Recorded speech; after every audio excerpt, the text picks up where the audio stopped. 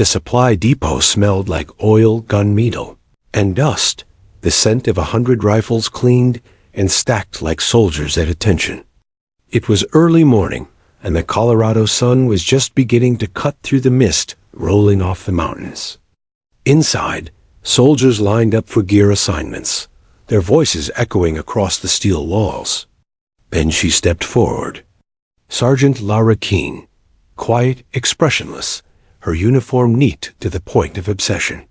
She held her papers firmly, her boots polished so sharply they reflected the fluorescent lights overhead. Most of the soldiers didn't even notice her at first. She wasn't the kind of person who drew attention. Not until she opened her mouth. "I'd like to requisition the Mk-12 SPR rifle," she said evenly. For a moment, silence. Then came the laughter. The quartermaster, an older corporal with a beer belly and a permanent smirk, raised an eyebrow. "You sure about that, sweetheart? That's not for desk jobs." The soldiers nearby chuckled. One of them, a tall private named Hicks, leaned in and whispered loudly enough for everyone to hear. "Maybe she's planning to hang it on the wall. You know, for decoration." The laughter grew. Laura didn't respond. Her face remained unreadable. No anger, no embarrassment. Just patience. That silence unsettled some of them. She spoke again, voice calm and measured. "I've logged the required training hours. I'm requesting authorization for the Mk-12. The quartermaster chuckled and flipped through her file lazily. "Let's see. Keen Avra. Logistics transfer, right? Says here you've been behind a desk for 3 years. What makes you think you can handle a marksman rifle?" Her eyes didn't flinch. "Because I already have." More laughter. Hicks clapped his hands sarcastically. "Oh, we got ourselves a sniper. Watch out, boys." Laura's hand tightened slightly around the edge of the counter, but her expression didn't change. "Look," the quartermaster said finally, softening his tone only a little. "Orders are orders. That rifle's reserved for Tier 1 units. You're not cleared. Pick something else." She stared at him for a long moment, then gave a small nod. "Understood."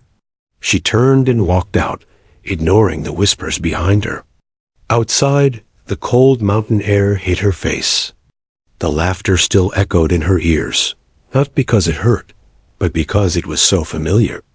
It was the same sound she'd heard years ago, when she'd first joined the army, the sound of men who thought silence meant weakness.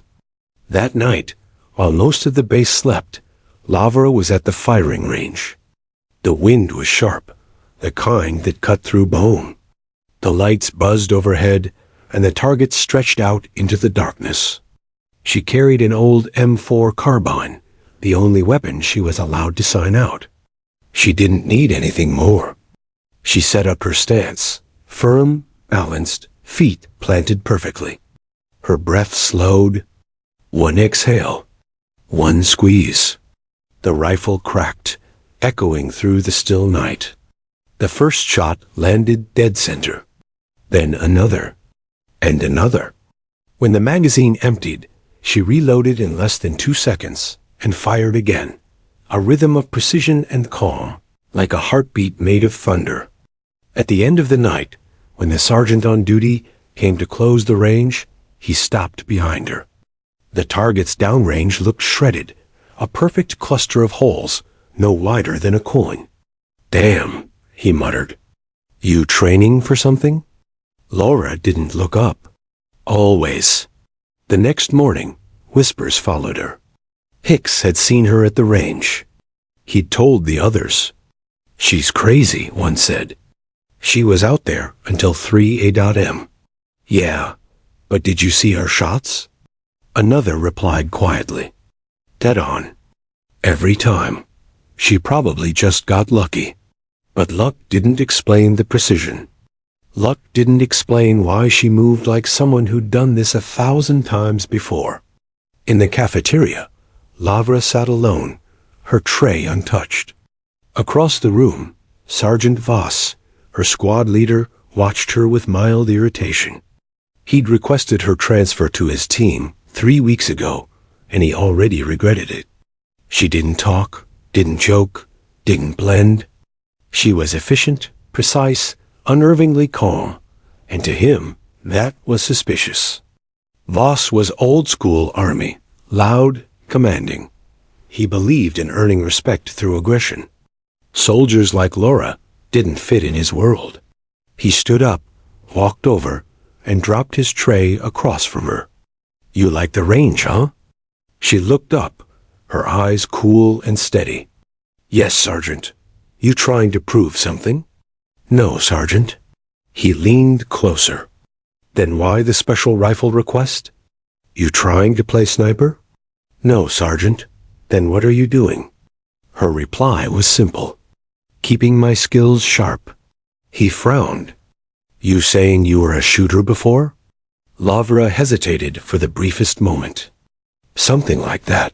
He studied her, searching for sarcasm or pride, but found neither. Just a flat calm that unsettled him more than anger ever could. That evening, during weapons drills, Voss decided to test her. "All right, Keen," he barked. "Let's see what those skills look like." He tossed her an unloaded rifle. 10 rounds. Moving targets. Go. When she pulled the trigger, nothing happened. Just a dry click. The squad burst out laughing. "Forgot the bullets, sharpshooter?" Voss grinned. "Guess we'll call that a fail." Lavra looked down at the weapon, then back at him. "Permission to reload, Sergeant?" Voss smirked. "By all means." She loaded 10 live rounds, chambered one, and stepped into position. No warm-up, no hesitation. The first target popped up, crack. The second, crack. The sound echoed across the field, precise, rhythmic, terrifyingly consistent. 10 shots in 8 seconds. Every target hit dead center. When the last target fell, the range went silent. Voss's grin faded. Hicks swallowed hard. Lavra lowered the rifle, cleared the chamber, and calmly placed it on the table. "Training complete, Sergeant." Then she walked off the field without another word. Later that night, in the barracks, the whispers started again. But this time, there was no laughter. "Who the hell is she?" "She's not just logistics, that's for sure." "You see that mark on her wrist?" "Yeah, looks like a claw or something." Lavra lay in her bunk, staring at the ceiling. Her wrist itched where the old tattoo rested, the black Talon gripping a bullet. She had tried to cover it once, but ink over ink never hides the past. She turned over, shut her eyes, and tried to sleep. But the past had a way of finding her, and this time it was closer than she realized. That same night, in a different wing of the base, a visitor's name appeared on the next day's schedule. General Marcus Harlan. No one knew he was coming. No one knew he'd once commanded a secret unit that no longer existed.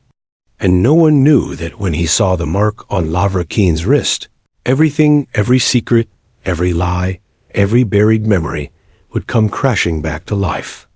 Because long before the world forgot the name, Black Talon, Lavra Keen had already lived it. And now, the ghosts she'd spent years running from were marching straight toward her. The morning after her display on the range, the base felt different. Conversations hushed when Lavra Keen walked past. Soldiers who'd once laughed now studied her like a puzzle they didn't know how to solve. She still kept to herself quiet, precise, detached, but her silence no longer looked like weakness. It looked like control. At breakfast, the same men who'd mocked her barely met her eyes. Hicks nudged another private. "She didn't miss a single one, man." "You saw it." "Yeah, but who the hell shoots like that?" "Nobody from logistics." Lavra ate without lifting her head, listening to every word, but answering none. After chow, she went straight to the training field. The air was crisp, the smell of gun oil sharp in her nose. She dismantled and cleaned her rifle faster than anyone else in her squad. Every movement was deliberate, as if she were following an invisible ritual. Sergeant Voss watched her from the shade of a Humvee.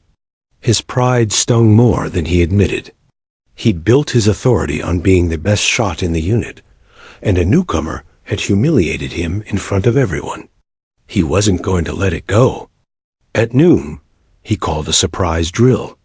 "We're running endurance combat sims. Keen, your point." She didn't question the order. She just nodded and adjusted her gear. The course was brutal.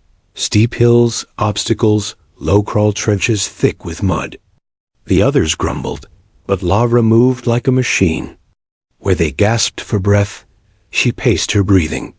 Where they stumbled, she rolled and rose again. The mud clung to her uniform, but her focus never wavered. By the halfway mark, the squad was 20 yards behind. Voss barked at them, but his eyes kept flicking toward Laura, annoyed, curious, something else he couldn't name. When the exercise ended, she was the only one not drenched in exhaustion. She stood quietly while Voss marked scores on his clipboard. "Impressive, Sergeant Keen," he said with forced casualness. "Tell me, where'd you learn to move like that?" "Training," she replied. "Yeah? Which kind?" "Classified." The words hit harder than she intended. A couple of soldiers snickered, thinking she was joking, but Voss noticed her tone. There was no humor in it, only truth that didn't want to be spoken. That night, rain pounded the barracks roof. Most of the base was asleep, but Laura sat on her bunk, staring at a small, creased photo in her hand. 5 faces smiled back, men and women in desert fatigues, sand in their hair, dust on their boots. At the bottom, a handwritten scrawl read Black Talon Teen 7. Her fingers brushed the corner of the picture where one of the faces, her closest friend, was circled in red ink. The memory flashed. A mountainside in Afghanistan, the echo of gunfire, radio silence, the explosion that ended everything. She closed her eyes and forced the images away. She'd buried that part of herself years ago. But the army never really lets you bury anything. 2 days later, a convoy of black SUVs rolled through the gate. General Marcus Harlan stepped out, his boots crunching against gravel. The base commander hurried to greet him, flustered. "Sir, we weren't expecting inspection until—" Harlan cut him off with a glance. "Change of plans. I'm here to observe the 81st Training Unit." Every soldier in the yard stiffened when the general's shadow passed. He carried himself like someone carved from iron, his medals understated, but heavy with stories no one dared ask about. When he reached the training field, his gaze swept across the recruits and stopped. There, in the firing lane, Lavra Keen was cleaning her rifle. Her sleeves were rolled up, revealing the edge of a dark tattoo near her wrist, a black talon gripping a bullet. For a moment, Harlan didn't move. The noise around him faded. His throat tightened. He hadn't seen that insignia in more than a decade. "General?" the commander asked quietly. Harlan's voice was barely a whisper. "Black Talon." He stepped closer. Lavra sensed the shift in the air and looked up. Their eyes met his, filled with recognition, hers with the dread of someone caught by the past. "Name," he said. "Sergeant Lavra Keen, sir." He studied her face. "Where did you serve before this post?" "Domestic logistics, sir. Before that." A long pause. "Classified, sir." The commander blinked. "Classified?" Harlan raised a hand. "That'll be all, Colonel." He turned back to her. "Report to my office at 1800. "Yes, sir." Word spread through the base like wildfire. The general called Keen in personally? "What's going on? You think she's in trouble?" Even Voss couldn't hide his curiosity. "She must have really messed up," he muttered. But deep down, a sliver of unease twisted in him. At 1800 hours sharp, Lavra knocked on the general's door. "Enter," came the voice. His office was Spartan, no photos, just maps, commendations, and a faint smell of old leather. Harlan sat behind his desk, her file open before him. He didn't invite her to sit. "You know," he began, "when I saw that mark on your wrist, I thought my eyes were lying." He turned the folder around. But they weren't. Inside lay a sealed, yellow dossier stamped Classified, Project Black Talon. Laura's chest tightened. "Sir, that file was destroyed." "Most were," Harlan said. "I made sure this one wasn't." He leaned forward, voice low. "You were one of ours. Team 7. Operation Viper Dust." She didn't answer. Her stare drifted to the floor, to the memory of smoke and sand and the deafening silence that followed. Harlan's tone softened. "You saved 12 SEALs that day with one shot. I read the after-action report before it was buried. You don't forget marksmanship like that." "Sir," she said quietly, "that unit no longer exists." "Neither do the people who ran it," he replied. "But you do. Why hide?" Laura's jaw tightened. "Because Black Talon was a failure. Everyone died. I shouldn't have lived." Harlan stood and circled behind her. "Survivors don't choose who dies. They choose what to do afterward." She didn't respond. Finally, he sighed. "I'll be observing your unit over the next week. You'll continue as normal." "Yes, sir." "And Sergeant Keene." "Sir, don't cover that mark again. Some legacies deserve to breathe." She saluted, turned sharply, and left, heart pounding.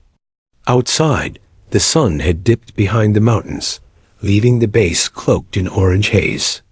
Every step she took felt heavier. Her secret wasn't secret anymore. At the range, Hicks and the others were cleaning gear. They froze when they saw her. "Heard you got called in," one said nervously. "Everything okay?" "Fine," she replied. Voss eyed her. What did he want? "Routine," she said, loading her rifle. She aimed downrange, the setting sun glowing through the scope. One slow breath. One pull of the trigger. The shot rang out clean, sharp, final. The bullet punched dead center through the target's heart. When she lowered the rifle, the others stared not just at her aim, but at her silence afterward, like someone who'd already fought a war no one else could see. In the shadows beyond the range, General Harlan watched in silence. For the first time in years, he felt something he hadn't since his own days in the field, a chill of respect, and maybe a little fear. He knew what that kind of precision meant. He knew what that mark on her wrist had cost. And he knew that the ghosts of Black Talon were stirring again. End of Part 2, approximately equals 1,200 words. Rain hammered the tin roofs of the Colorado base, turning the dirt roads to rivers of mud. Inside the barracks, the mood was darker still. The whispers about Sergeant Laura Keene had spread too far, mutating into resentment. Soldiers didn't like mysteries, and she had become one they couldn't solve. It started with small things. Her gear misplaced, her laundry swapped, her cot drenched in shaving cream. Harmless pranks, they told themselves. Just keeping it light. But behind every grin was the sting of jealousy. She'd embarrassed them on the range, outperformed them on every drill, and somehow earned the attention of a general who didn't even speak to captains without cause. Sergeant Voss pretended not to notice. Deep down, he fueled it. In his eyes, discipline came from breaking a soldier down. Keene's calm unnerved him. He wanted to see her flinch. That morning, during combat simulation, Voss decided to push harder. "All right, hotshot," he barked. "You think you're the best? Show us." The squad was running a live fire exercise obstacle course, moving targets, team coordination. Mud everywhere, visibility near zero. Lavra adjusted her helmet, and checked her weapon. The others smirked. "Hope she doesn't trip," Hicks muttered. "Wouldn't want to mess up her perfect score." Voss blew the whistle. "Go!" They sprinted into the rain. Bullets cracked against metal targets, echoing like thunder. Laura's boots slammed into the mud as she vaulted a barricade, rolled, and fired. 3 hits, 3 dead centers. She moved with a predator's grace, conserving energy, reading the rhythm of every reload. Behind her, Hicks and the others struggled to keep up. When they reached the final stretch, a low trench filled with freezing water, Voss shouted, "Keen, cover the flank." She dropped to one knee, rifle steady, scanning the ridge. Then she heard an empty click. Her magazine was gone. Not empty gone. Someone had switched it. Her breath hitched once, but her expression stayed calm. She reached for her backup, slid it in, and fired smooth. Controlled, perfect. The targets fell one by one, even as laughter erupted behind her. When the exercise ended, Voss called them in. "Good hustle, everyone. Except for our sharpshooter here." Lavra stood silently in the rain, water dripping from her helmet. Voss grinned. "You lose your magazine out there?" "Must have been nerves." Hicks snorted. "Or maybe the gun didn't want to work for her." A few others laughed, but uneasily. They'd seen her composure, her precision, even under sabotage. The joke didn't land. Lavra wiped the mud from her cheek. "Permission to speak freely, Sergeant?" Voss folded his arms. "Granted. Next time," she said quietly, "make sure the game is fair." The field went silent. Voss's grin disappeared. That night, the squad gathered in the mess hall. Rain pounded the windows. Someone had a guitar, and the noise of laughter filled the air again, but not the same kind. It was forced, anxious. Everyone sensed the tension. Hicks tried to lighten it. "She's tough, I'll give her that." Didn't even blink. "Yeah," another said. "Maybe too tough. You notice how she never talks about family, or where she served. She's hiding something." Voss set down his cup. "I checked her file.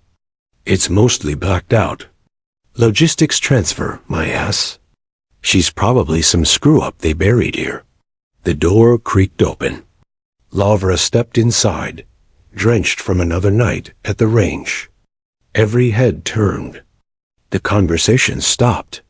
She walked to the counter, grabbed black coffee, and sat alone at the far table. Voss's voice carried.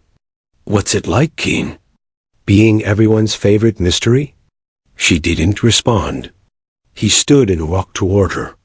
"Come on, Sergeant, lighten up. We're just curious. Who trained you? FBI? CIA? Or maybe you just watched too many sniper movies."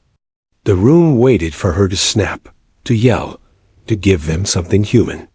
But she just took a slow sip of coffee, eyes locked on the steam. "Finally," she said softly, "you wouldn't believe me if I told you." Her tone wasn't defiant, it was weary. Like someone tired of outrunning their own shadow. Voss smirked, embarrassed by her calm. "Sure, whatever you say, Black Ops Barbie." The insult hung in the air. Then the door opened again. Lieutenant Miller, the range officer, strode in. "General Harlan wants a weapons review at 0700. Everyone's scores go on display. Get your numbers up or pack your bags." Voss stiffened. The timing couldn't have been worse. Lavra looked up. "Range review?" "That's right," Miller said. "He'll be watching every shooter personally." Voss glanced at her. "Then let's see how good you really are." By dawn, the fog had rolled in heavy. The range looked like a battlefield swallowed by clouds. Soldiers lined up at the firing lanes, nerves taut. Harlan arrived quietly, hands clasped behind his back, expression unreadable. Voss stepped forward first. His shots were solid tight grouping, good control. The general gave a curt nod. Then came Hicks and the others. Average. Acceptable. Nothing special. Finally, it was Laura's turn. She stepped into position, her uniform still damp from the mist. Without a word, she adjusted the scope, exhaled, and fired. One shot. The bullet ripped through the fog and punched the target's center. Another, and another each one, landing within a coin's width of the last. The rhythm was hypnotic. The recoil barely moved her shoulder. By the 10th shot, even the wind seemed to hold its breath. When she finished, the range officer checked the target and froze. 10 rounds, 0 deviation. Harlan's lips twitched the faintest ghost of a smile. Textbook black Talon, he murmured. Voss's head snapped toward him. Sir? Nothing, the general said quickly. Carry on. But Laura heard it. The words hit like a bullet to the chest. She hadn't heard that name in years. She thought it was gone, buried with the others. Her pulse quickened. She lowered the rifle slowly, fighting the memories clawing their way back screams in the headset. Sand in her mouth, the order to hold her position when everyone else was dying. The fog thickened. For a second, she was back there. Sergeant Keene? Voss's voice cut through. You good? She blinked. The world snapped into focus. Yes, Sergeant. But the general's stare lingered, heavy with recognition. That evening, the base buzzed with rumors. Did you hear what the general said? Black something. Black what? Talon, someone whispered. Black Talon. The word spread like wildfire. To most, it meant nothing. But to a few veterans who'd been around long enough, it was a ghost story. A unit that supposedly never existed. A team of elite marksmen pulled from different branches, trained for one-shot missions so classified their names were erased afterward. By midnight, even Voss looked uneasy. If that rumor was true, then the woman he'd been mocking might not just be another soldier. He found her in the armory, disassembling her rifle in silence. Your ex-Black Talon, he said quietly. She didn't look up. You shouldn't say that name. Why? What are they going to do erase me to? He laughed nervously. Is it true? You one of them? Laura's hands paused on the bolt carrier. For a long moment, she said nothing. Then she whispered, We don't exist. Voss felt a chill crawl up his spine. Outside, the storm broke again, lightning flashing over the mountains, thunder shaking the earth. Harlan stood by his window in the command building, watching the rain streak the glass. He hadn't meant to say it aloud on the range. The name had slipped out like an old wound reopening. But now, seeing her again, he understood something he hadn't before. The Black Talon program might have been erased from the files, but it hadn't died. It was standing alive in his base haunted, silent, dangerous. And whatever had driven Lara Keene to hide her past was still out there waiting. He turned from the window, his reflection ghosting in the dark glass. God help whoever wakes the rest of them, he muttered. The storm raged through the night, slashing the base with rain that felt like glass. Floodlights flickered, generators hummed, and somewhere in the distance, the flag whipped violently against the pole. Inside the command building, General Harlan sat alone in his office, staring at the personnel file spread across his desk. Lara Keene's record was a riddle wrapped in redactions, black lines everywhere, words buried under layers of ink. He had seen plenty of classified files in his years, but this one was different. Too carefully erased. Too intentionally forgotten. The clock ticked past midnight. Harlan leaned back, rubbing his temple. He remembered the name as clearly as he remembered the first time he'd heard it whispered Black Talon. He'd thought the unit had been dismantled after Operation Sandfall, that every operative was either dead or reassigned under false identities. Yet here she was, alive, standing in his firing range with the same stillness, the same precision that had defined those ghosts. He picked up the phone. "Get me command intelligence," he said. Static. Then a voice answered. "Sir, clearance code?" "Harlan, Delta 7-1. There was a pause, then a colder voice came on. "You don't have clearance for that file, General." "Don't test me," Harlan said quietly. "I know what I saw today. That tattoo on her wrist. Black Talon insignia, single wing with the red mark. I need to know why she's here." The voice hesitated. "Then, sir, that program was terminated 12 years ago. All operatives presumed KIA are retired under deep cover.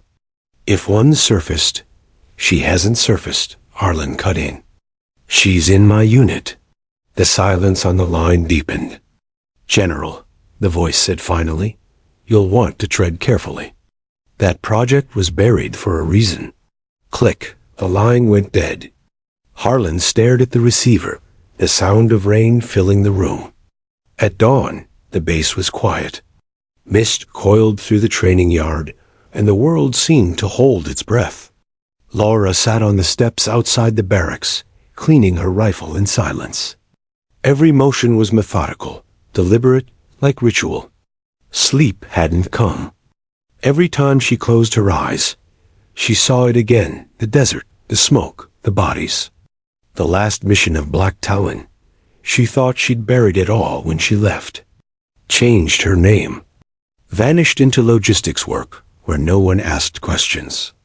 But then she made the mistake of touching a rifle again. And when she fired that perfect grouping, it was like pulling a ghost from the grave. Now, the general knew. She could feel it in the air. The barracks door opened. Voss stepped out, looking uncomfortable. For once, the usual smirk wasn't there. He hesitated, then sat on the steps beside her. "Look," he muttered, "about the other day. The jokes, the stuff. I didn't know." "You still don't," she said, her voice flat. "Fair," he said, "but that thing the general said, Black Talon, that was real, wasn't it?" She didn't answer. "I looked it up," Voss continued. "Couldn't find anything. Just a few forum rumors. Ghost team. Hit targets so deep no one ever knew they existed." He turned to her. "Were you?" She locked the bolt in place. "You should stop asking questions, Sergeant." Voss frowned. "So it's true." Lavra stood, slinging the rifle over her shoulder. "Truth doesn't change anything." He watched her walk away through the fog, realizing for the first time how little he understood the person he'd been mocking for weeks. Later that morning, the loudspeaker crackled through the base. "Sergeant Lavra Keene, report to General Harlan's office immediately." Heads turned. Whispers followed her as she made her way through the corridors. When she stepped into the office, Harlan was standing by the window again, watching the rain. He didn't turn as she entered. "Close the door," he said quietly. She obeyed. For a long moment, silence filled the room. The sound of rain against glass was the only noise. Finally, Harlan spoke. "Do you know what I said yesterday? When you finished firing." "You said Black Talon, sir." He nodded. "And you recognized it?" She said nothing. "I was stationed in Kandahar," he continued. "There was a rumor about a team that pulled off an impossible rescue. No insignia, no records. Just 4 operatives, one of them, a woman with a mark like yours. You left 20 insurgents dead and saved 2 captured Marines. But the story ended with your entire unit listed as casualties." Her jaw tightened. "That's because we were ordered to die, sir." Harlan turned to face her. His expression softened in not the look of a superior officer, but of a man who suddenly understood too much. "Explain." She hesitated, then exhaled. "We were told to intercept a convoy carrying stolen bioweapons. We succeeded, but someone high up wanted it to disappear quietly. They sent coordinates for an airstrike our own position.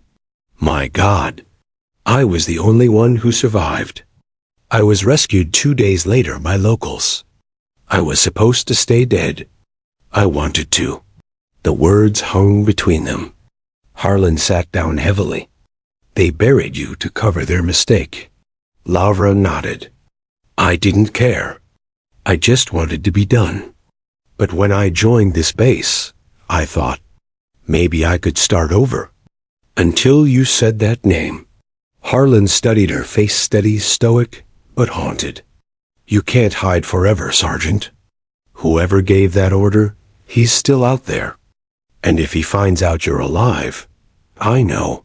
The general leaned forward. Let me help you. Her eyes narrowed. Why? Because men like that shouldn't get to bury heroes. She looked away. With respect, sir, you don't understand what they're capable of. I've seen worse, he said quietly. And I've lost better soldiers than most commanders ever meet. You survived something no one was meant to survive. That means you have leverage and a truth they can't afford to let live. Lavra stood rigid, unsure whether to trust him. What are you suggesting? I'm suggesting, he said, rising from his chair, we find out who wrote the strike order. Outside, the clouds were breaking apart. The rain slowed to a drizzle, and sunlight cut through the mist. It glinted off the shooting range where Lavra had first proven herself, where everything had started unraveling. She stood there for a long moment, watching the world dry, feeling the weight of choices she'd buried for 12 years. Then, quietly, she pulled up her sleeve. On her wrist, the faint scar of the black Talon insignia, a wing crossed by a red line, still burned. She traced it with her thumb. Memories surged back, her team laughing in the dust, her commander's last words over the radio. Talon never breaks. She whispered it now, barely audible. Talon never breaks. And in that moment, she made her choice. That night, Harlan gathered what little intelligence he could. The encrypted archive he'd requested arrived under a different file name, labeled Decommissioned Operations. He opened it slowly, page by page. Dates, coordinates, strike orders. And one name repeated over and over: Brigadier Wallace Trent. Harlan froze. He knew that name. Trent had recently been promoted to defense oversight. A man with enough influence to erase anyone or anything that threatened him. He looked up as Lavra entered the office again. I found something, he said. Her gaze met his, steady but wary. Who? Harlan turned the file toward her. The man who killed your team. She stared at the page, the letters swimming before her eyes. She'd spent years trying to forget. Now, staring at the name, all that rage she'd buried came roaring back. Sir, she said quietly, if we go after him, there's no coming back. Harlan closed the file. I know. Then, after a long pause, he said, but you've already been buried once, Sergeant. What's one more resurrection? Outside, thunder rolled once more. In the distance, the base lights flickered, shadows stretching long across the mud. Lavra turned toward the storm, her expression unreadable. For the first time in years, she wasn't running anymore. And somewhere deep inside, the soldier the world thought was dead began to wake again. The night air was sharp and heavy with fog as General Harlan crossed the dimly lit compound. He moved with purpose, coat collar pulled high, boots crunching softly against the gravel. The rain had stopped, but the silence that followed felt almost louder. Every security camera, every shadow felt like an eye. He entered the secured archive room. The hum of servers filled the darkness, blinking lights reflecting off metal shelves. Lavra was already there, standing at one of the terminals, her face lit by the pale blue glow of the screen. I bypassed the base's firewall, she said without looking up. If we're lucky, the system won't flag it before sunrise. Harlan closed the door behind him. If we're not lucky, they'll trace it to you first. He gave a grim smile. Fair enough. Her fingers danced over the keys, pulling up encrypted files buried under fake project names. Weather Recon Alpha, Resource Audit Bravo, Training Metrics.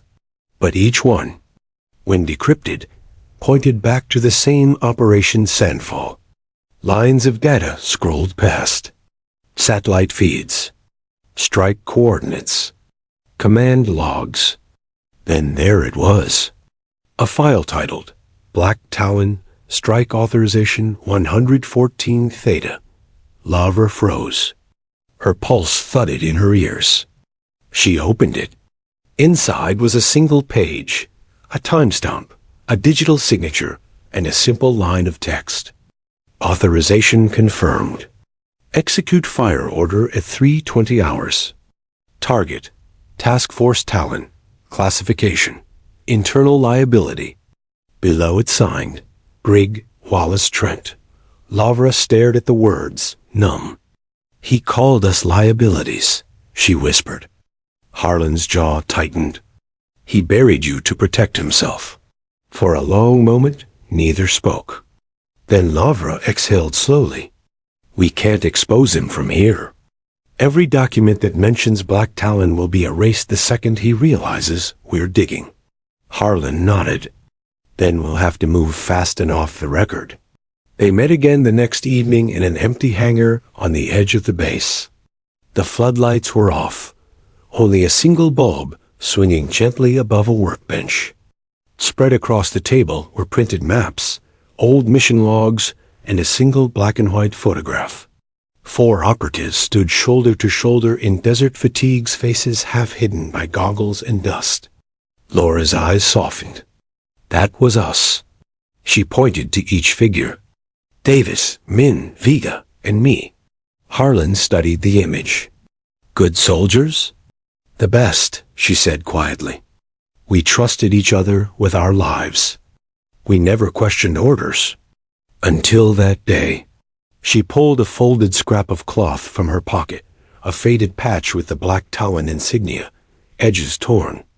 Davis gave me this before the mission. He said if anything went wrong, I'd know what to do. Harlan examined it closely. That's not just a patch. He flipped it over and saw a faint series of etched numbers burned into the backing. Coordinates. Lavra leaned in. That's not where Sandfall happened. It's somewhere else. Could be a dead drop, Harlan said. An extraction cache. Or evidence he didn't trust command to hold. Then that's where we go. He hesitated. If we leave, Trent will know something's up. She looked him in the eye. He already does. By the following night, they were gone. No official orders. No signatures. Just 2 names on a fake logistics assignment to a communications check in Nevada. They loaded their deer into a dusty Humvee and drove through the dark desert, headlights slicing through emptiness. Hours passed. The hum of the engine filled the silence between them. Finally, Harlan said, You ever think about leaving it all behind? Lavra kept her eyes on the road. Every day. But some ghosts don't let you go. They wait until you're ready to face them. He nodded. You're not the only one carrying ghosts, Sergeant. I signed off on operations that cost good people their lives. I told myself it was for the greater good. But seeing what they did to you makes me wonder if there ever was a good. She glanced at him. Maybe redemption isn't about being right. Maybe it's just about not running anymore. They drove on. By dawn, they reached the coordinates of a forgotten military testing site buried in the Nevada flats. The landscape was eerily still, sand stretching forever under a pale sky. A crumbling bunker jutted out from the ground, its steel doors rusted and half-buried. Lavra approached carefully, sweeping her flashlight over the entrance. This is it. They forced the door open with a groan that echoed through the silence. Inside, the air smelled of dust and oil. A single corridor led to a reinforced vault. Harlan tapped the keypad. Dead system? No power. Lavra crouched, pried off the control panel, and bypassed the circuit with the precision of muscle memory. Powers rerouted manually. The lock clicked. The door creaked open. Inside was a small room, empty except for a metal chest marked Talon Log 3.2. She opened it slowly. Inside, data drives. Dozens of them, each labeled with dates, mission codes, and internal transmissions. One caught her eye. Talon Debrief, priority red. She inserted it into her portable drive. The screen flickered. A video file opened grainy footage of an interrogation room. In it, Brigadier Wallace Trent sat before a panel of intelligence officers. He looked younger, but his arrogance was unmistakable. Black Talon exceeded their mandate, he said in the recording. They had to be neutralized. No one outside the circle can know they existed. The officers asked, and the strike? Executed as ordered. Clean and final. The video ended. Harlan stared at the screen. That's enough to bring him down. Laura's jaw tightened. Not yet. We need it authenticated. Suddenly, the silence broke. A faint crunch of gravel outside. Both froze. Harlan drew his sidearm. We weren't followed. The door burst open. 2 men in tactical black stormed in, weapons raised. Drop it. One barked. Lavra dove behind a pillar, firing a single clean shot center mass. The man fell. Harlan rolled for cover, returning fire. The second attacker advanced fast, bullets sparking off the walls. Lavra waited for the rhythm 3 shots. A pause, then stepped out and fired once. The man dropped instantly. The echoes faded. Silence returned. Harlan looked around. They knew. Lavra ejected the spent mag. Trent must have had surveillance on the file servers. We triggered something. She grabbed the data drives, stuffing them into her pack. We need to move now. Harlan nodded, adrenaline pulsing through him. They ran through the corridor, out into the blazing sunlight. The Humvee roared to life, tires throwing sand into the air. Behind them, the bunker erupted in fire. The attackers had planted charges. The blast shook the ground, a wave of heat sweeping over them. Guess that's one secret they won't recover, Harlan muttered. Laura didn't respond. Her focus was on the horizon. Ahead, the desert shimmered in the heat haze, but behind them, the past was literally burning away. By dusk, they reached an abandoned airfield outside Reno. The base communications tower still worked, barely. Harlan connected to a secure line. This is Harlan, code Delta 71, he said. Emergency transmission. The line crackled. A voice answered. General, where the hell have you been? The Pentagon's been trying to reach you. Patch me to Colonel Vasquez at Internal Affairs.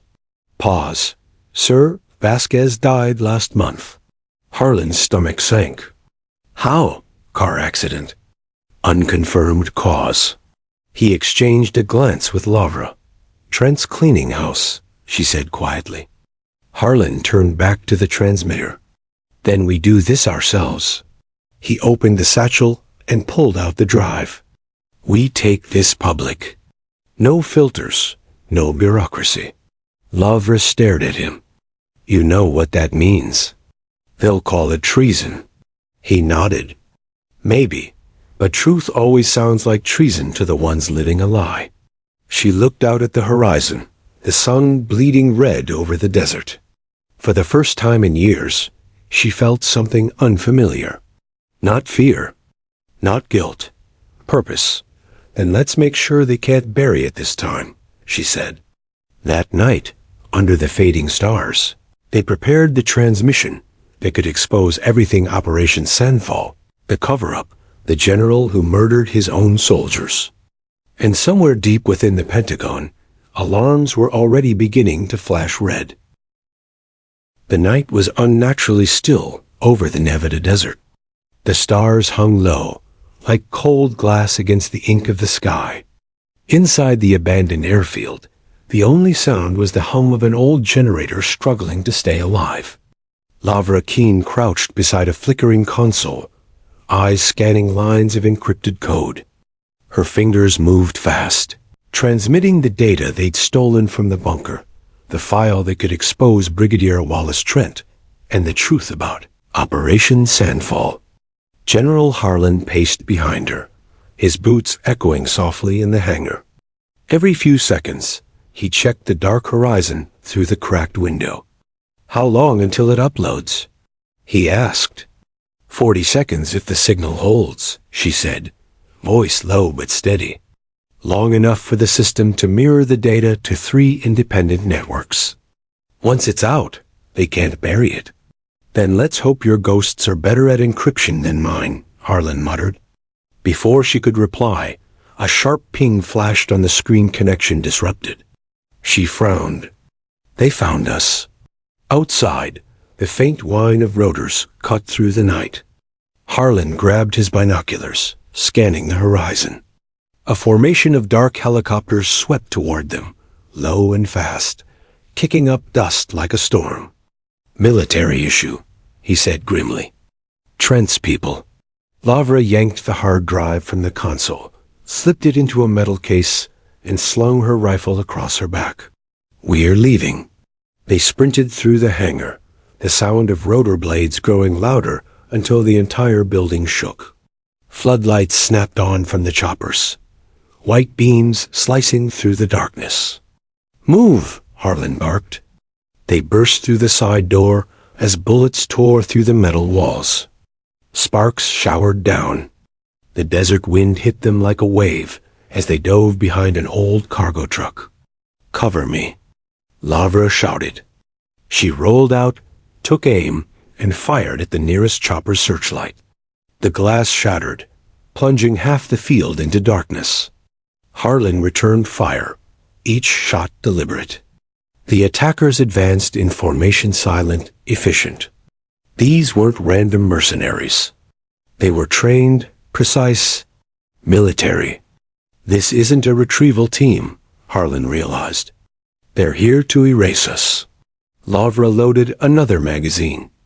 Then we don't give them the chance. They made a break for the maintenance tunnels beneath the airfield, an old, Cold War installation barely remembered on modern maps.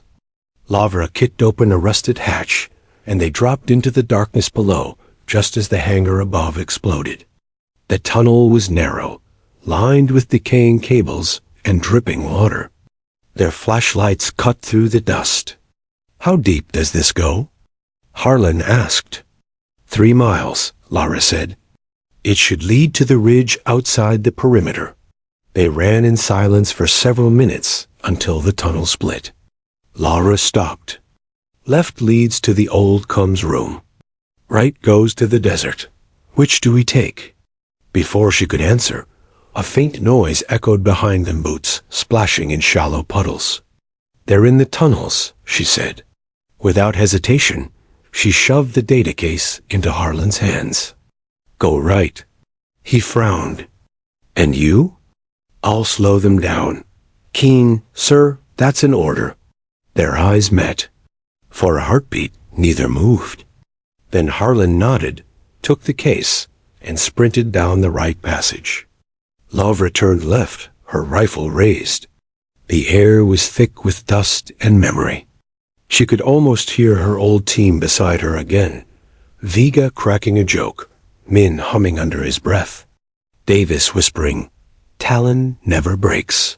When the first shadow appeared in her flashlight beam, she fired once. The man dropped. 2 more followed, returning fire. She rolled behind a concrete pillar, the sound of bullets ricocheting around her. A flashbang clattered to the floor. She kicked it back before it detonated. The explosion shook the tunnel. "Keen!" A voice shouted from the darkness. "Stand down. Orders from command, your cooperation ensures survival. She laughed bitterly. You've already written my death report once. Silence. Then, you were never meant to walk away from Sandfall. Her blood ran cold. That voice, she knew it. Captain Reese? She whispered. He stepped into the light, helmet off, face older but unmistakable. He had been her field commander in Black Talon until the strike. You were dead, she said. Trent found me first, Reese replied. He made me an offer. Stay buried or stay useful. And you chose him? I chose survival. You chose betrayal. He sighed, genuine regret flickering in his eyes. You don't understand. Trent runs everything now oversight. Operations, budgets. He doesn't just erase people. He erases history. Then maybe it's time someone reminded him that history fights back. Before Reese could answer, she fired. The bullet grazed his shoulder. He fell back, shouting for his men. Lavra ran. She sprinted through the tunnel, bullets biting at her heels. The sound of pursuit echoed behind her, louder, closer. At the last junction, she spotted daylight leaking through a vent. She climbed the ladder, shoved it open, and burst into the cool dawn. The desert stretched endlessly before her, gold and gray and merciless. In the distance, a lone Humvee kicked up a plume of dust. Harlan. She ran toward it. They drove for hours, neither speaking. The hard drive lay between them like a live grenade. Finally, Harlan said, they had Reese. Her grip tightened on the wheel. He was one of us. He sold the others for a promotion. Then he's our way in, Harlan said. If Trent trusted him, we can use that connection. Lavra glanced at him. How? We leak the data through a ghost channel Trent's own shadow network. It'll look like it came from one of his people. That'll buy us enough time to expose him before he can counter. She exhaled slowly. That's a hell of a gamble. He looked out the window. Every good soldier knows sometimes the only way to win is to make the other side play by your chaos. By nightfall, they reached a remote safe house and old ranger station on the edge of the Sierra Nevadas. Lavra checked the perimeter while Harlan set up the comms rig. Static filled the radio as he patched into the hidden frequency. Uploading partial files now, he said. We'll send the rest once it mirrors. She nodded, standing by the window. The forest outside was pitch black, but she could feel eyes watching. Someone's out there, she murmured. He joined her. Trent's men? Maybe. Or. She hesitated. Or someone else. As if on cue, a soft knock came at the door. Both drew their weapons instantly. Harlan motioned for silence. The knock came again 3 times, then 1. Lavra froze. That pattern, 3-1. It was the old Black Talon field signal. She opened the door cautiously. A tall figure stepped in, face hidden under a hood. When he lowered it, her breath caught. Vega, she whispered. He smiled faintly. Miss me, Peen? She stared at him in disbelief. You how? Same way you did, he said. Wrong coordinates, lucky rock, a lifetime off the grid. Harlan lowered his weapon. You're one of hers. Vega nodded. And you must be the general stirring the hornet's nest. You're in deep, sir. Lavra stepped forward. Trent thinks everyone's dead but me. That's how we keep it. You in? Vega's grin faded. Always was. He tossed a small drive onto the table. I've been collecting breadcrumbs, financial transfers, mission discrepancies, private communications. All roads lead to Trent's shadow ops. But he's not just hiding a strike order, King. He's hiding a program restart. Her eyes narrowed. Black Talon? Phase 2, Vega said. And this time, they're not sending soldiers. They're training ghosts. Harlan frowned. Artificial combat AI? Worse, Vega said quietly. Cloned profiles. Digital warfare operatives built from real soldiers' data. The ones he erased. Lavra felt the air leave her lungs. He's turning our deaths into his next weapon. Vega nodded grimly. You wanted truth, Keen? Here it is. He's rewriting you. For a long moment, none of them spoke. The air in the room felt heavier, charged with dread and purpose. Finally, Harlan said, Then we end this. All of it? Lavra looked from him to Vega, her old comrade reborn from the ashes. Then we hit him where it hurts. Vega smirked. The Pentagon? She shook her head slowly. Deeper. We burned the whole Shadow network. His files, his servers, his legacy. And his future, Harlan added. Outside, lightning flickered over the mountains. The storm was coming again, louder, closer, relentless. And this time, Lavra Keen wasn't running from it. She was marching straight into it. Rain lashed the Sierra peaks like shards of glass. Wind howled through the pines, bending them as if trying to bow the earth itself. Inside the safe house, the storm's roar drowned out every other sound except the steady hum of the satellite rig. Lavra Keen leaned over the table, maps and digital blueprints spread before her. The glow from the monitor threw pale light across her face, hard, focused, unflinching. This is it, she said. Trent's central node. Hidden under Fort Carlisle, listed as an archival storage bunker. But the data flow Vega intercepted? It's a live AI core. That's where he's building Phase 2. General Harlan crossed his arms, studying the schematic. Security? Full spectrum, Vega answered, tapping the screen. Facial, gait, pulse recognition, and a new one-neural pattern scan. Anyone who's not authorized gets fried before they reach the second gate. Harlan frowned. So, how do we walk in? Lavra looked up, a glint in her eye. We don't walk in. We ghost in. Vega chuckled. Still the same Keen, always thinking sideways. Still alive because of it, she shot back. She turned to Harlan. We use Trent's own signal network against him. The AI reads digital identities, so we hijack one. Reese's, specifically. His access logs show he's been offline since our last encounter. They'll assume he's running dark ops. You can clone his ID? Harlan asked. Already did, she said, spinning the drive between her fingers. But there's a catch. The neural scan still needs a matching brain signature. Vega raised an eyebrow. You mean, you have to think like him? She nodded grimly. For a few minutes, yeah. Long enough to fool the gate AI. Harlan shook his head. That's suicide. If you slip, it could fry your mind. She gave a small, tired smile. Wouldn't be the first time someone tried. Vega leaned back in his chair, watching her.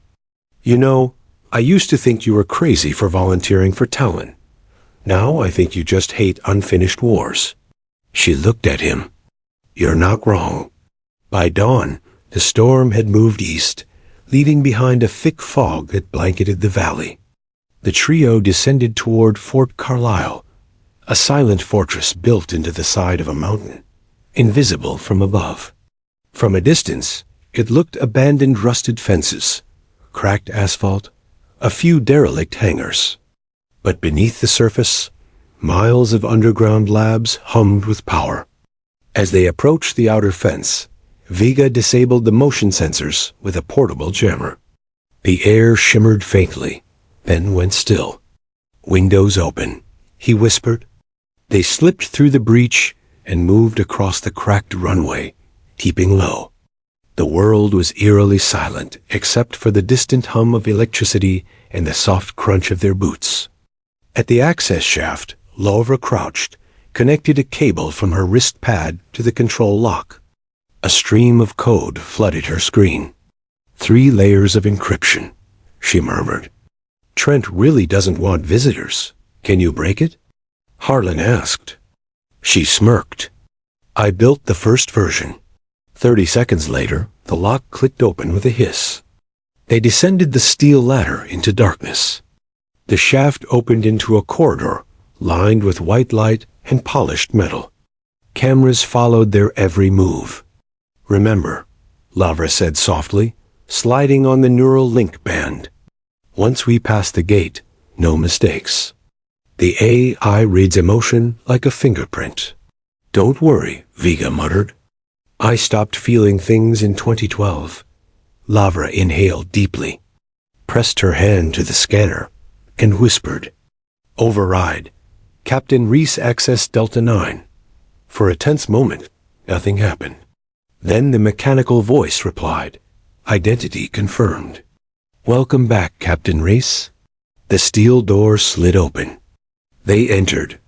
Inside the bunker, the world was sterile and humming rows of computer banks glowing with data streams, walls lined with containment pods, and the faint smell of ozone.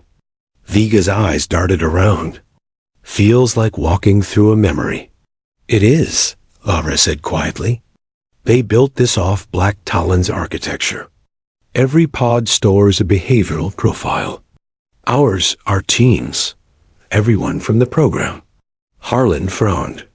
Meaning? Meaning every mission, every kill, every decision we made, it's all archived here. That's how they're building the next generation. They're reconstructing us. As they moved deeper, holograms flickered on the walls, ghostly replays of soldiers in combat. And there, among them, Lavra saw herself. Firing, leading, bleeding. Her reflection looked back at her like a stranger. God, Vega muttered. They turned us into blueprints. Not just blueprints, Harlan said, eyes narrowing. Recruitment models. They're using this data to train autonomous command systems. Keen, this isn't about soldiers. It's about control. Before she could respond, a familiar voice echoed from the upper platform. Well, if it isn't my favorite ghost. They froze.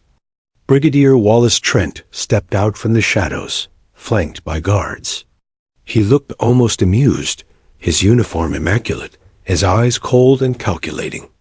I was wondering when you'd crawl back from the grave, Keen, he said. You always were too stubborn to stay buried. Lavra raised her rifle. You're done, Trent. The world's going to know what you did in Riyadh, what you did to Talon. He laughed softly. Do you really think anyone cares? The world runs on control, not truth. You, of all people, should understand that. Vega's voice was ice. You erased us. You used our data to build your empire. Trent smirked. Erased? No, Vega. I perfected you. Do you have any idea what your neural imprint can do?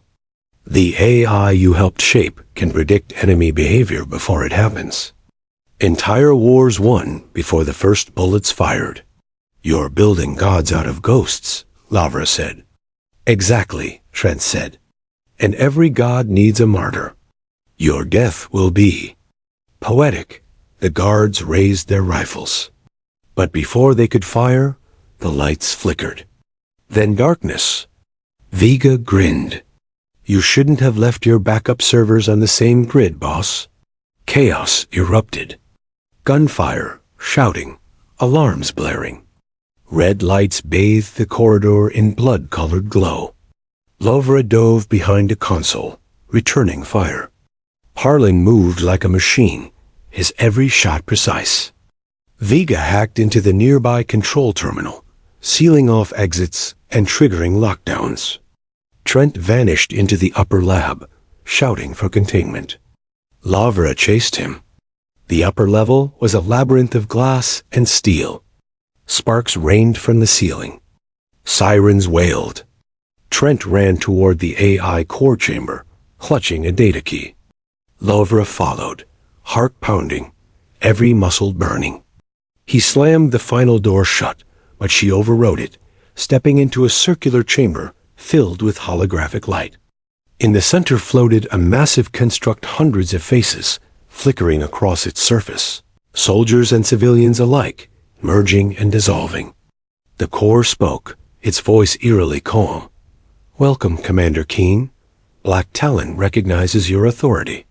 Trent turned wild-eyed. "You see? Even the system remembers who you are. We're not enemies, Laura, we're creators." She raised her weapon. "You're insane. Think about it," he shouted. "An army without casualties. Wars without chaos. You immortalized as code leading forever." She hesitated, just for a second. The faces in the light were hers. Her team. Then she whispered, "We didn't fight for forever. We fought for people." And she fired. The bullet struck the power node. The room erupted in light-screaming alarms, tearing metal. The AI began collapsing in on itself, data streams unraveling. Trent staggered backward, clutching the edge of the console. "You'll destroy everything." "That's the point." Lavra reached into her vest, pulled a small EMP charge, and armed it. Trent's eyes widened. "You'll die with it." She smiled faintly. "Then I guess we finally finish this together." She dropped the charge. The explosion lit up the mountain. Outside, Vega and Harlan shielded their faces as a shockwave rippled through the valley. The ground trembled. A plume of light tore through the fog. For a moment, there was silence. Then, through the smoke, a figure emerged limping, burned, but alive. Lavra Keen. Vega ran to her, half laughing, half crying. "You really don't know how to die, do you?" She looked back at the collapsing bunker, eyes distant. "Not yet." Harlan placed a hand on her shoulder. "The data? Gone. All of it. But Trent's dead, and Talon's ghost is finally buried." He nodded. "Then let's go home." She glanced at him. "Home's gone, sir. But maybe we can build something better." The storm had cleared. Dawn light broke across the valley, soft, golden, clean. For the first time in years, Lavra Keen let herself breathe. The morning sun cut through the Nevada haze, painting the valley in sharp gold and shadow. Lavra Keen stood on the ridge overlooking the ruins of Fort Carlisle. Smoke spiraled from the bunker's remains, a silent monument to the war that had never been publicly fought. Vega was beside her, black jacket streaked with dust, scanning the horizon. Harlan stood a few steps back, hands on his hips, surveying the aftermath with a general's careful detachment. "It's over," Harlan said. Laura didn't respond immediately. Her eyes lingered on the shattered AI core. Data streams, neural patterns, and digital memories. Everything Trent had built, everything he had stolen, was gone. But it wasn't just the destruction that weighed on her. It was the revelation. "All those lives, all those decisions," she whispered. "They didn't just erase us. They tried to erase history. Our history." Vega grinned faintly, trying to lighten the mood. "Well, at least history is stubborn, just like you." She let a faint smile touch her lips. "Yeah, stubborn." Harlan finally approached. "We can't stay here. The Pentagon and Internal Command will be scrambling to cover this up. They'll call us fugitives." Laura looked at him. "Fugitives? Or witnesses?" He shook his head. "Semantics don't matter when someone like Trent was involved. They'll want to erase everything again." She exhaled, pulling the black Talon insignia from her wrist and tracing it with her finger. The scarred mark burned faintly, a reminder of everything lost and everything reclaimed. The first transmissions began shortly after they returned to the safe house. Vega had rigged a network of ghost channels and secure proxies, sending fragments of evidence to investigative journalists, human rights organizations, and rogue analysts willing to publish truth without delay. By midday, The world started waking up to the revelation. Black Talon was real. The strike orders, the cover-up, the resurrected AI program, everything leaked. News feeds erupted. Social media exploded. Pentagon servers went into lockdown. Trent's name was trending before the first official statement came out. Lavra watched it unfold on a cracked laptop screen. "They're spinning it," she said, calling it a hack, a rogue operation. "But everyone who matters will know the truth." Vega chuckled. "You know, in another life, you'd make a great public relations nightmare." She smirked faintly. "Maybe, but not this life." By evening, the safe house had become a command center. Harlan coordinated with vetted contacts in intelligence and military oversight, carefully orchestrating the next steps to protect the evidence and themselves. Lavra and Vega sat side by side, reviewing files of Trent's network. Deep within the encrypted drives, something caught Laura's eye, a single folder labeled Phase 2 Talon Resurgence. Her pulse quickened. "I thought we destroyed it." Vega frowned. "We did. That was the core AI. But the backups, the contingency copies." Trent wouldn't leave it to chance. Laura's jaw tightened. "Then someone's still running it. Or will." Harlan approached quietly. "Then we make sure there's no one left to run it." They pored over satellite maps and old operational schematics. The network Trent had built spanned globally clandestine facilities, off-grid data centers, training programs in untraceable locations. Lavra clenched her fists. He thought he could resurrect Talon in his image. But he forgot one thing. You can destroy the program, but not the ghost. Vega raised an eyebrow. "You mean you?" She shook her head. "No, I mean all of us. Our legacy, our memory, our tactics, they can't be erased. Not if we keep moving." Weeks passed. The fallout was global. Investigations were launched, high-ranking officers were suspended, and Trent's disappearance became a scandal whispered in corridors of power. The evidence Lavra and Harlan had exposed could not be undone. Yet amidst the victories, Lavra felt the weight of isolation. Her old teammates were gone, the ones who had laughed, bled, and fought beside her. Vega stayed, but even he could not replace the ghosts that haunted her. One night, she sat alone on a cliff overlooking the valley, wind tugging at her jacket.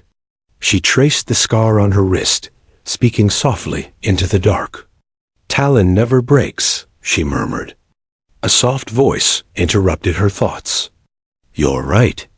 She spun around. Vega was leaning against the rocks. "I'm starting to believe that too," he said.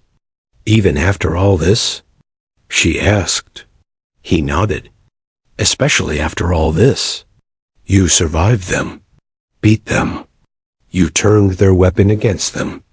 That's not luck. That's Talon." She let the words settle, a rare warmth rising in her chest. Months later, Lavra traveled under an alias to a remote safe house in Europe. The world had shifted. Trent was gone, or at least missing, presumed dead by some, hiding by others. But Lavra knew better. He had underestimated her. One evening, as she reviewed intelligence from her network, a single encrypted message arrived. No text, no sender. Only a file attachment. Reconstruction. Phase TWO Talon. Her eyes narrowed. She opened it. A 3D holographic image flickered to life. It showed the neural architecture of Talon's Phase 2 program, but something was off. Embedded within the code, subtle signatures she recognized as her own, but twisted, manipulated. Trent hadn't just tried to rebuild Black Talon. He had begun creating a new operative.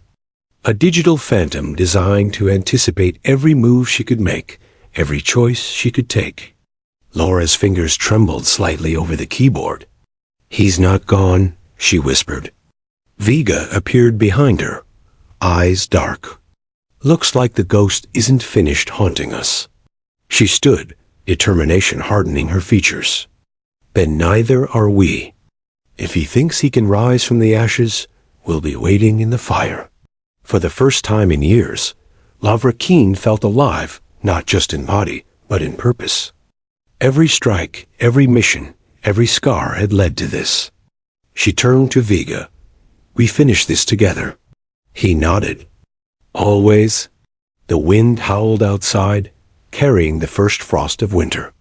But inside, they were warm with resolve. Some ghosts can be buried. Others are eternal. And Black Talon, though fractured, had just learned to survive in the shadows. The storm had passed. The world had been reminded that some soldiers, some legacies, refused to die. Lavra looked out into the horizon. Somewhere, Trent was alive or thinking he was still in control. But she had learned one lesson over a dozen years of betrayal and survival. You cannot control a ghost that refuses to break. The night settled over Europe, quiet for now. But the war between past and present, truth and corruption, had only just begun. And Lavra Keen, the girl who once asked for a rifle and was mocked, was ready to fight it until the end.